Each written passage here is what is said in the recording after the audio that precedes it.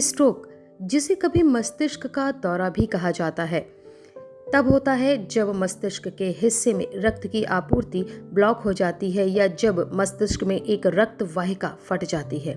इससे मस्तिष्क के ऊतकों में ऑक्सीजन और पोषक तत्वों की कमी हो जाती है और फिर कुछ मिनटों के भीतर मस्तिष्क की कोशिकाएं मरना शुरू हो जाती हैं। इन दोनों मामलों में मस्तिष्क के कुछ हिस्से क्षतिग्रस्त हो जाते हैं या मर जाते हैं। स्ट्रोक से स्थायी मस्तिष्क क्षति, दीर्घकालिक विकलांगता या यहाँ तक कि किसी व्यक्ति की मृत्यु हो सकती है। स्ट्रोक एक चिकित्सीय आपातकालीन स्थिति है जिसमें तत्काल उपचार महत्वपूर्ण है। तत्काल उपचार व प्रारंभिक कार्रवाई मस्तिष्क क्षति और संभावित जटिलताओं को कम कर सकती है। स्ट्रोक का इलाज किया जा सकता है और इसे होने से रोका जा सकता है। आज ब्रेन स्ट्रोक से जुड़ी जानकारी हमें दे रहे हैं डॉक्टर पंकज कुमार पोपली, जो कि MBBS MD मेडिसिन है KGMU से और DM है न्यूरोलॉजी SGPGI लखनऊ में।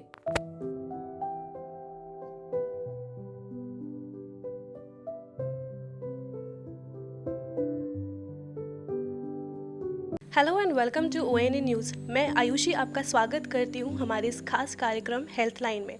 इस कार्यक्रम के ज़रिए हम आपको अपने डॉक्टर्स और एक्सपर्ट से मिलने का एक मौका देते हैं। इस प्रोग्राम में आप हमारे एक्सपर्ट से जान सकते हैं कुछ ऐसी बीमारियों के बारे में जिनके बारे में हमें सही से इन्फॉर्मेशन नहीं होती है। चलिए इस क्रम को आगे बढ़ाते हैं और स्वागत करते हैं हमारे आज के एक्सपर्ट का। सर, बहुत बहुत स्वागत है आपका। Hello, myself Dr. Pankaj Kumar Popli. I am a Director Neurology, Head of Department, Chandan Hospital, Lucknow. आज हम बात करेंगे ब्रेन स्ट्रोक के बारे में। जैसा कि हम सभी जानते हैं कि ब्रेन हमारी बॉडी का वो सबसे महत्वपूर्ण हिस्सा होता है जिसके ज़रिए हम सारे काम करते हैं। तो ब्रेन स्ट्रोक क्या होता है, इस बारे में आज हम हमारे एक्सपर्ट से जानेंगे। सर, ब्रेन स्ट्रोक आपकी भाषा में क्या होता है? ब्रेन स्ट्रोक या पक्षाघात मतलब ब्रेन में रक्त के प्रवाह का बाधित होना या रक्त कोशिकाओं का फटना। जैसे ही हमारे ब्रेन में रक्त का प्रवाह बाधित हो जाता है तो हमारे ब्रेन को कुछ पोषक तत्व जैसे कि ऑक्सीजन और एसेंशियल न्यूट्रिएंट्स की कमी होने के कारण हमारे ब्रेन सेल्स, जिसको कि हम न्यूरॉन्स बोलते हैं, मृत होने लग जाते हैं, जिसकी वजह से जो लक्षण होते हैं वो हमें ब्रेन स्ट्रोक की तरह प्रेजेंट करते हैं। तो सर, जैसा कि आपने बताया कि ब्रेन स्ट्रोक में क्या होता है, तो क्या इस ब्रेन स्ट्रोक के कुछ प्रकार भी होते हैं? इसके बारे में हमारे दर्शकों को बताइए। ब्रेन स्ट्रोक के मुख्यतः दो प्रकार होते हैं। First is a ischaemic stroke, जिसमें कि रक्त के प्रवाह बाधित हो जाता है। दूसरा, जिसको हम कहते हैं हेमरेजिक स्ट्रोक, जिसमें रक्त कोशिकाएं हाई ब्लड प्रेशर की वजह से फट जाती हैं और ब्रेन में ब्लड का रिसाव हो जाता है। इसमें से 85% of the stroke ischaemic stroke यानी रक्त कोशिका का ब्लॉक होना ही होता है। जैसा कि हम सभी जानते हैं कि किसी भी बीमारी या किसी भी चीज़ के पीछे कुछ ना कुछ कारण छिपे होते हैं। तो सर, जो ब्रेन स्ट्रोक की बीमारी होती है, इसके पीछे क्या कारण छिपे होते हैं जिनकी वजह से ब्रेन स्ट्रोक होता है? ब्रेन स्ट्रोक कई कारणों की वजह से हो सकता है। इसमें से कुछ प्रमुख कारण हैं, जैसे कि इंक्रीजिंग एज। जैसे ही हमारी उम्र बढ़ने लग जाती है तो ब्रेन स्ट्रोक का खतरा बढ़ता रहता है। कई स्टडीज़ में ये पाया गया है कि 60 साल की उम्र के बाद ब्रेन स्ट्रोक का खतरा दोगुना हो जाता है और जैसे ही हमारी उम्र 10 साल और बढ़ती रहती है तो उसका risk almost double, every 10 years में उसका रिस्क ऑलमोस्ट डबल हो जाता है। सेकेंड, दूसरा बहुत प्रमुख कारण हाई ब्लड प्रेशर का होना। हाई ब्लड प्रेशर होने की वजह से हमारे ब्रेन में रक्त कोशिकाएं या ब्लड वेसल फट जाती हैं, जिसकी वजह से बोथ इस्कीमिक और हेमरेजिक स्ट्रोक का खतरा बढ़ जाता है। तीसरा मुख्य कारण है डायबिटीज़। डायबिटीज़ एक बहुत ही प्रमुख कारण है हमारे ब्रेन स्ट्रोक, दोनों ही इस्कीमिक और हेमरेजिक स्ट्रोक होने का। चौथा, मोटापा and lack of physical activity. ये एक बहुत ही प्रमुख कारण है जो आज की जो यंग जनरेशन, जैसे कि हम जंक फूड का बहुत यूज़ करते हैं, तो मोटापा बहुत ही प्रमुख कारण है। लैक ऑफ फिजिकल एक्टिविटी या एक्सरसाइज ना करना, यह भी एक बहुत ही प्रमुख कारण है ब्रेन स्ट्रोक का होना। Last but not the least, heart disease. किसी भी प्रकार की हृदय की बीमारी, जैसे कि हार्ट अटैक के बाद ब्रेन स्ट्रोक का खतरा बढ़ जाता है। रिदम डिसऑर्डर, जैसे कि एट्रियल फिब्रिलेशन के बाद ब्रेन स्ट्रोक का खतरा बढ़ जाता है। या किसी भी प्रकार के वेल्वुलर हार्ट डिसीज़, जैसे कि माइट्रल स्टेनोसिस और माइट्रल रिगर्जिटेशन के बाद ब्रेन स्ट्रोक का खतरा बढ़ जाता है। सर, जब कोई बीमारी होती है तो उसके लक्षण हमें पहले से दिखाई देने लग जाते हैं, तो क्या ब्रेन स्ट्रोक के ऐसे कौन से लक्षण होते हैं जिन्हें हमें नज़रअंदाज नहीं करना चाहिए? ब्रेन स्ट्रोक कई तरह से प्रेजेंट कर सकता है, बट सबसे इम्पॉर्टेंट या महत्वपूर्ण बात यह होती है कि इसमें जो भी लक्षण आते हैं वो एक्यूट ऑनसेट ऑफ सिम्टम्स होते हैं।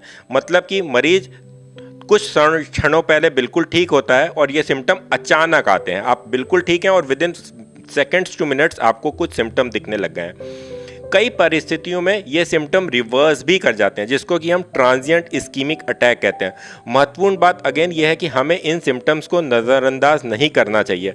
इनमें से जो प्रमुख लक्षण है वो कि पक्षाघात या लकवा, मतलब एक तरफ के हाथ, पैर या चेहरे की कमज़ोरी या सुन्नता, अचानक बोलने में तकलीफ होना, अचानक से हाथों या पैरों में लड़खड़ाहट होना या एक तरफ की आँख या दिखाई कम देना। इसको हम एक मिमोनिक के द्वारा भी याद कर सकते हैं, that is fast, FAST। Fast means facial weakness, A means arm और लेग वीकनेस, S मतलब speech difficulty, T is this is time to call emergency. हमें ये लक्षणों को नज़रअंदाज नहीं करना चाहिए और हमें तुरंत ही इमरजेंसी टीम को कॉल करना चाहिए। सर, ये तो आपने बताया कि ब्रेन स्ट्रोक के पीछे क्या कारण और लक्षण होते हैं। वैसे ही हम जानते हैं कि prevention is better than cure, तो ब्रेन स्ट्रोक से हम कैसे बच सकते हैं, इसके बारे में हमारे दर्शकों को बताइए। ये बहुत ही पुराना प्रोवर्ब है कि prevention is better than cure and this completely applies to brain stroke. Brain stroke के लक्षणों को हमें पहचानना चाहिए और हमें पता होना चाहिए कि किस तरह से हम इन ब्रेन स्ट्रोक से बच सकते हैं। जैसे कि मैंने बताया कि increasing age is among one of the very important risk factor. तो हम अपनी क्रोनोलॉजिकल एज, जैसे ही समय बीतता जाएगा हम अपनी क्रोनोलॉजिकल एज को तो कंट्रोल नहीं कर सकते, but what we can do, we can control our physiological age और अ बायोलॉजिकल एज। मीन्स हम regular exercise, physical exercise, yoga, meditation, ये सब करके हम अपनी बायोलॉजिकल एज को काफ़ी हद तक कंट्रोल कर सकते हैं। हाई ब्लड प्रेशर, किसी को भी अगर ब्लड प्रेशर की बीमारी है तो सबसे महत्वपूर्ण बात यह है कि हम अपना रेगुलर चेकअप कराते रहें, हम अपने ब्लड प्रेशर का एक चार्ट बनाएं, हम अपनी होम बीपी मॉनिटरिंग करते रहें, क्योंकि ये ज़रूरी नहीं है कि हम दवा खा रहे हैं या डॉक्टर ने हमें दवा दी है और उससे हमारा ब्लड प्रेशर हम ये मान के चल रहे हैं कि वो कंट्रोल है। उसको नियमित रूप से चेक करते रहना। और ब्लड प्रेशर की दवाई को, अगर आपका ये एक बहुत ही बड़ा मिथ है कि ब्लड प्रेशर हमारा कंट्रोल हो गया तब हम ब्लड प्रेशर की दवाई स्टॉप कर सकते हैं, ये इस चीज़ को कृपया करके ना करें, क्योंकि जब आप ब्लड प्रेशर की दवाई बंद करते हैं तो आपको ब्रेन स्ट्रोक या हार्ट अटैक का खतरा काफ़ी गुना बढ़ जाता है। डायबिटीज़ को कंट्रोल करना, डायबिटीज़ को कंट्रोल वाया डाइट, एक्सरसाइज, अपनी गोलियां या इंसुलिन के द्वारा कंट्रोल किया जा सकता है।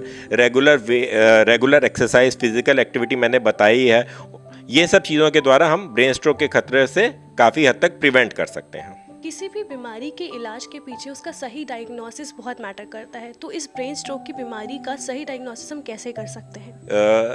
ये एक बहुत ही महत्वपूर्ण क्वेश्चन आपने पूछा है। जैसे कि मैंने आपको बताया है कि डायग्नोसिस के लिए सबसे पहली चीज़ है कि हम अपने सिम्टम्स को इग्नोर ना करें। जैसे ही हमें कोई सिम्टम्स जो कि मैंने आपको पहले बताए हैं दिखाई दें, इवन अगर वो सिम्टम रिजॉल्व भी कर गए, हम तुरंत ही किसी सुपर स्पेशलिटी हॉस्पिटल जहाँ की न्यूरो फिजिशियन की सेवाएं उपलब्ध हों हम पहुँचें, और वहाँ पहुँचते ही वो न्यूरो फिजिशियन आपके लक्षणों को सुनने के बाद हो सकता है आपका एक डिटेल्ड न्यूरोलॉजिकल एग्जामिनेशन करेगा। जनरल एग्जामिनेशन करने के पश्चात आपको CT स्कैन या MRI के लिए एडवाइस करेगा, और CT स्कैन और MRI में आपको किस प्रकार का स्ट्रोक है, either it's a haemorrhagic stroke और इस्कीमिक स्ट्रोक, इसका हमें कंफर्म हो जाएगा और उसके बाद आपका इलाज शुरू हो जाएगा। इसके डायग्नोसिस के बाद अब बात करते हैं इसके इलाज के बारे में। तो सर, इसका इलाज कैसे किया जाता है, इस बारे में बताइए हमें। स्ट्रोक का इलाज, जैसे कि मैंने आपने बताया कि फर्स्ट एंड फॉरमोस्ट थिंग उसकी डायग्नोसिस बनाना।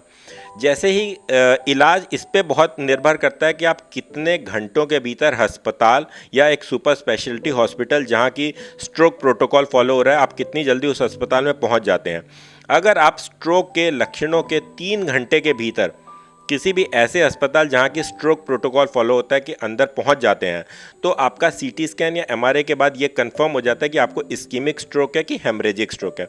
अगर आपके CT या MRI में इस्कीमिक स्ट्रोक आता है तो TPA नामक एक दवा है, TPA जिसको हम एल्टीप्लेस भी कहते हैं, और दूसरी दवा एक टेनेक्टिप्लेस आ गई है, जो कि 3 घंटे के भीतर मरीज को इंट्रावीनस या नसों द्वारा दी जा सकती है, जिससे कि आपके दिमाग में जो खून का थक्का जमा है वो पिघल सकता है। आपके लक्षणों में, आपके सिम्टम्स में काफ़ी हद तक सुधार आ सकता है।